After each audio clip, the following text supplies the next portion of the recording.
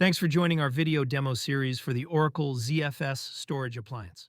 Today I'm going to spend some time showing you how to create an IP multipath group or IPMP group for a network configuration. IPMP allows you to have multiple NICs basically teamed together on the appliance itself. There's lots of different networking settings you can create on the box. We support VLAN tagging, virtual NICs, IB partitions, as well as LACP aggregation. In our case, we're going to be doing something called IPMP or IP multipathing. It's part of Solaris. If you're a Solaris guy, you're probably familiar with it, but it's basically just like NIC teaming on any other server. So you can have multiple NICs within an IPMP group, have them active, standby. It's up to you. And they can be different speeds as well. So you can have, say, 10 gig is active, and you could have your 1 gig link be a standby. That's also an option with IPMP groups. So the first thing you do, and there's two types of IPMP groups. There's probe-based and then link state-based. We're going to do link state. That just means if the link's down, it'll fail over. A couple things you need to set up. One, if you go to configuration and then services, down here, you'll see IPMP under system settings, and just you want to make sure it's online. You can change, this is how long before it detects, so 10,000 milliseconds. You could lower that if you want to. And also if you want to automatically fail back or not, you can control that. Those are the default settings there. The next step, just from a documentation standpoint, if you click the inline help, you can go right in here, and it's context sensitive. So I was on the network page, so it pulled me in the network. And if I click IPMP, you can read all about it. It tells you the difference between probe-based and link state-based, those sort of settings. And there's also, it's documented in here as well, how to set this up, but I'm going to show you right now. So the way we're going to do it today, because most of my links are being used, we're going to create some virtual NICs. So first thing we'll do is click on the plus for a new data link, and we're going to say, let's create a virtual NIC, and let's do it on IGB2. And we're going to call this IPMP link 1. And we will click apply. And there it is right there. And let's add one more. IPMP link 2.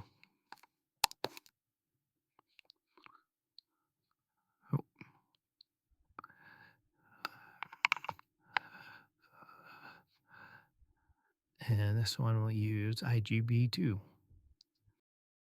Okay, we have those two links. I'm going to click apply to add that into the group. Okay, those are now active. The next thing I am going to do is create a couple of, and I'm using link state rep. And so when you use link, and this is in the documentation as well, but all you do, link 1, there we go.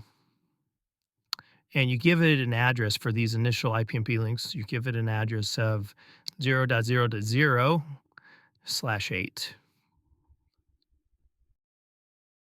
And I'm going to say don't allow administration.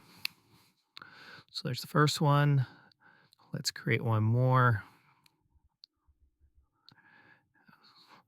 Call this IPMP link 2.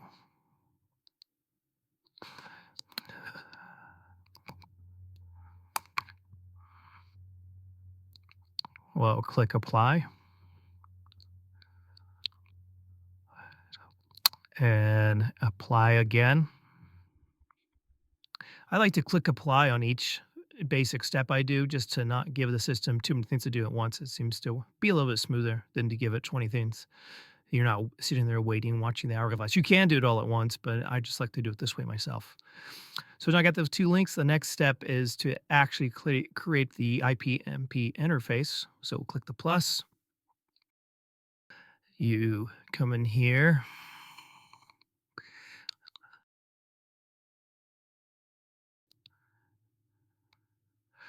And I already have one I'm using. This is called IPMP1. And here again, you can give it an address. I'm going to just give it one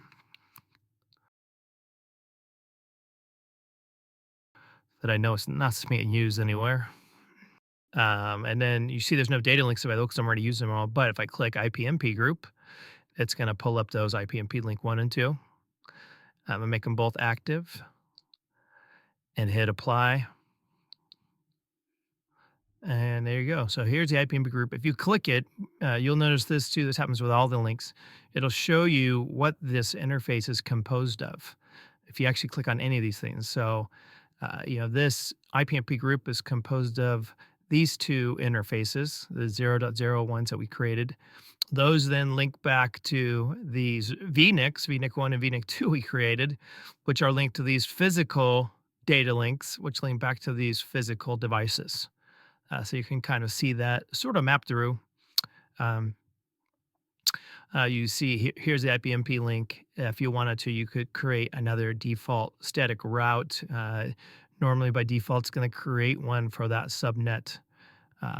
Already you can see it down here, 192.168.2.0. It's using that gateway, the IP I just created. But you could create if you have another gateway on this network, you could create that as well by just coming here and clicking plus and doing a default gateway there as well.